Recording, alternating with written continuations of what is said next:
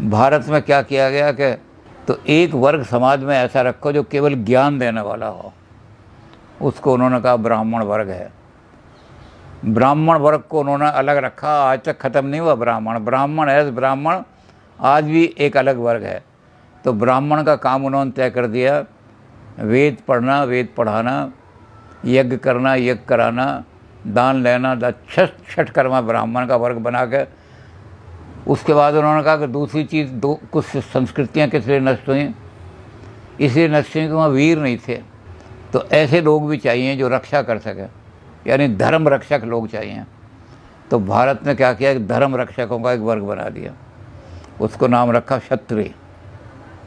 ये क्षत्रिय वर्ग का एक ही काम है, आंतरिक खतरे और बाह्य खतरों से रक्षा करना। रक्ष, ये रक्ष हैं सारे के सारे, ये धर्म की रक्षा करने वाले एक वर्ग बना दिया। फिर उनका कई जगह जो संस्थाएं थीं वो इसलिए नष्ट हो गई, तो अभाव जहाँ हो जाता है वहाँ भी संस्कृतियाँ नष्ट हो जाती हैं।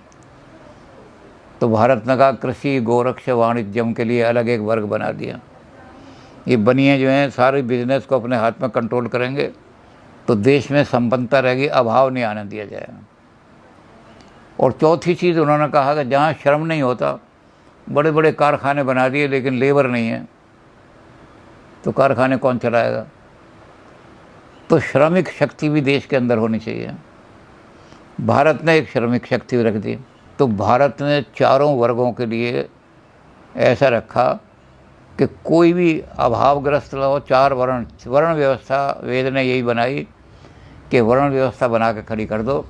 जब तक ये वर्ण व्यवस्था रहेगी हमारे समाज का नाश नहीं हो सकता, क्योंकि अज्ञान भी नहीं आएगा, अधर्म भी नहीं फैलेगा, क्षत्रिय लोग करेंगे, अभाव नहीं आएगा क्योंकि बनिए लोग हैं, और श्रम भी रहेगा हमारे।